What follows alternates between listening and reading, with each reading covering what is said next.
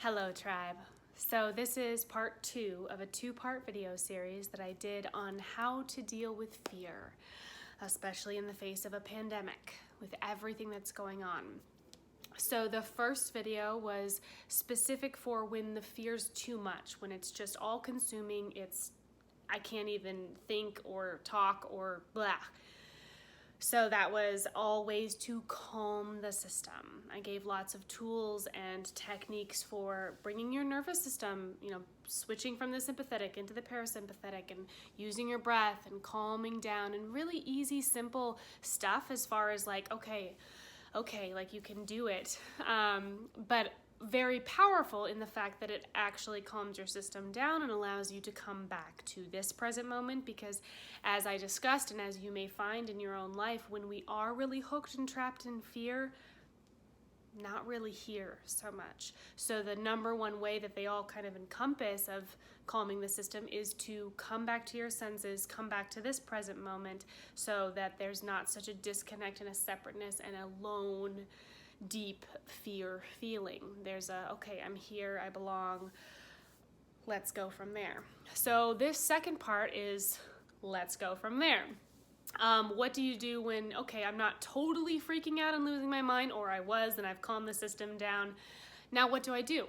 I'm still so, just like feeling all the fears.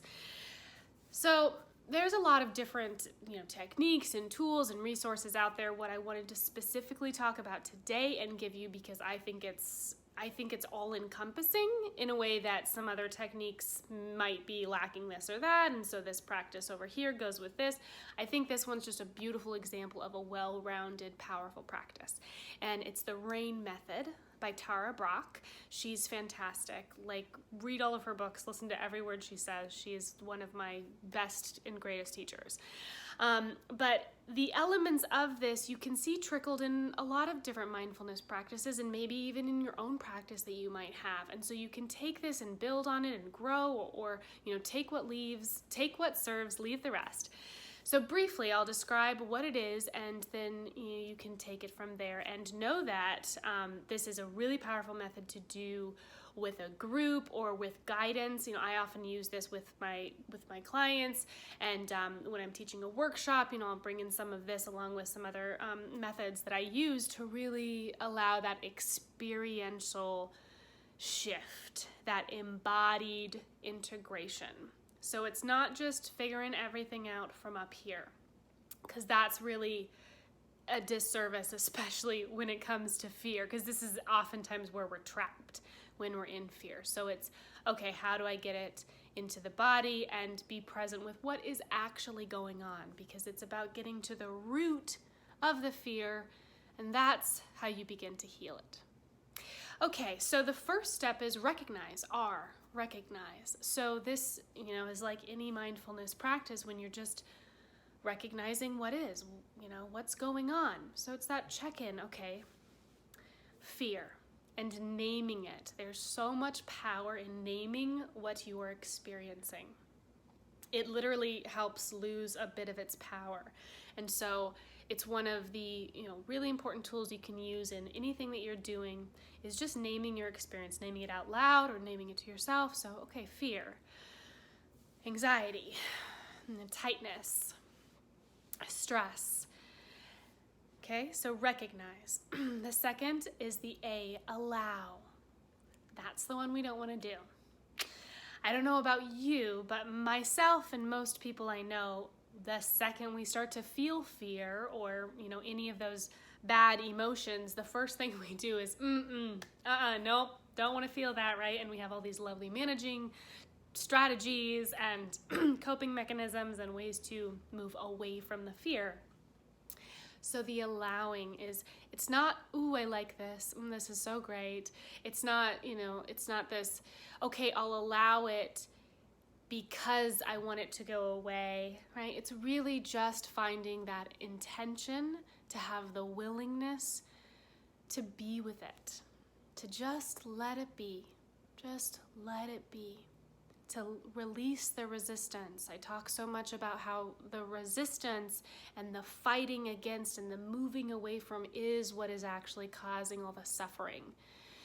And so if we can let go of that, and like I said, this is a practice. Like, this is not just something that's super duper easy and one and done kind of thing, but it is very powerful to practice. So recognize, okay, fear, anxiety, stress, can I let it be? Can I just be with what is? One of the words that really helps me in this, and Tara talks about it, is just saying this belongs. Oftentimes we're so quick to want to just like auction off and orphan off and get rid of the things that we don't like about ourselves or the feelings we don't want to feel. And that really just makes them so much stronger. And then we become wrapped in them, and then they, are controlling a lot of our life and running the show.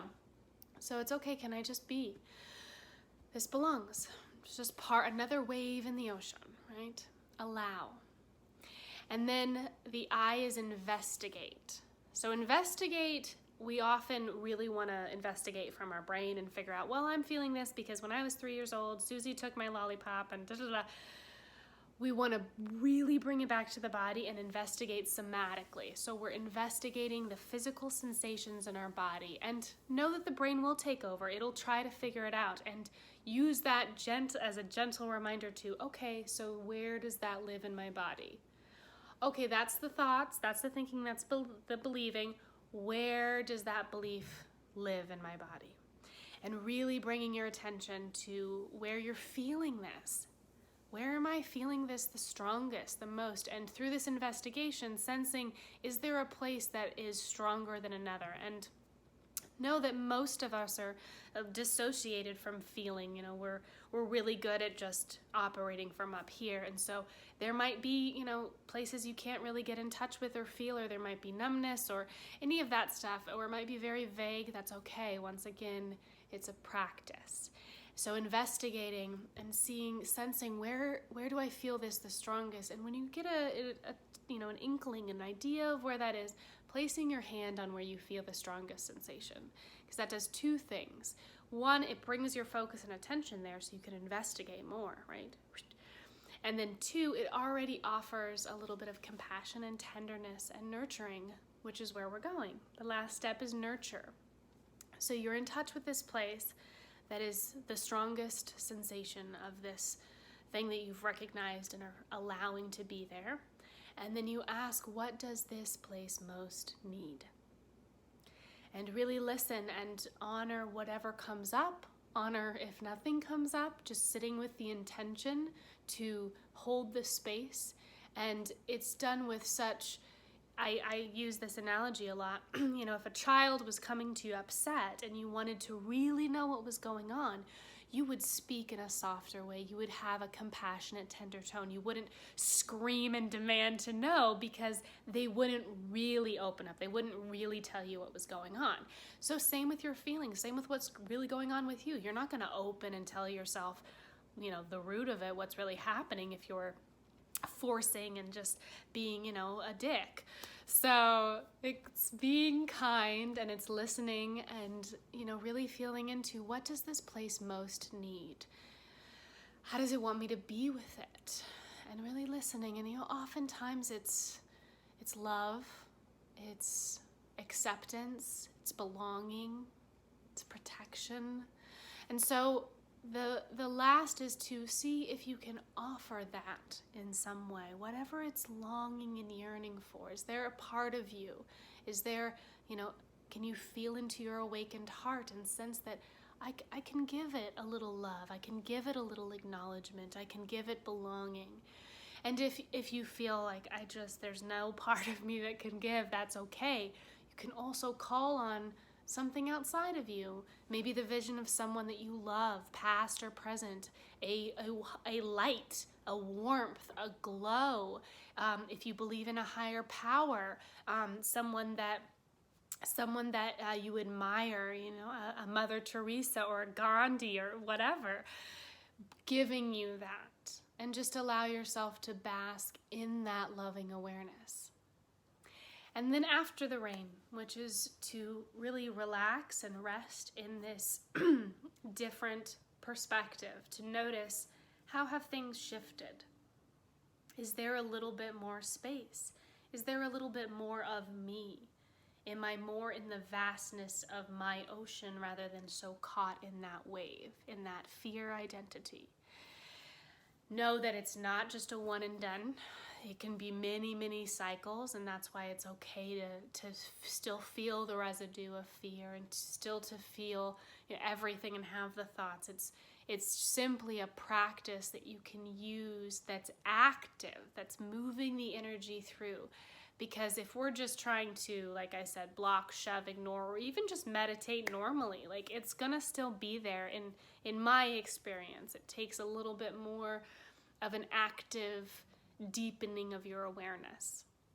So let me know in the comments if that makes sense, and check out the first part of the video, the part 1 of the video, which is just about calming the system. Because like I said, if we're so wrapped up in fear and so far gone and almost in the state of trauma and panic and freeze and that type of things, no way can we just sit, recognize, allow, invest. So it's about, okay, so first I need to calm my nervous system down a bit, calm my breath down a bit, come back to this present moment, my feet are on the ground, and now let me see if I can recognize, if I can allow, if I can investigate, like what's really happening, where am I really feeling this, and then asking very kindly with, you know, tenderness and openness of what does this place most need, and seeing how you can nurture it. Know that nurturing is different for everybody, and you'll find your own natural rhythm as you do with all practices. And if you're new, really trust in that. Trust that you will find those pathways back to you. It's not that they don't exist, it's just that they just need a little bit of uncovering, a little bit of dusting off, a little bit of cobwebs swept away. So I hope that this serves a world of empowerment that I built for you, and there's lots of free resources and yumminess and goodness and everything out there. And each Saturday during this crazy fear and pandemic time, I'm having a free workshop virtual gathering on Zoom. This last week, we actually practiced rain and we talked about fear, and I gave resources and tools and support specific for what people were coming in with and what they were experiencing in the moment. And so it's really powerful to do this in a group setting, really powerful to have somebody guide you through, and really powerful at this time to have a collective and a community you can go to and feel a part of.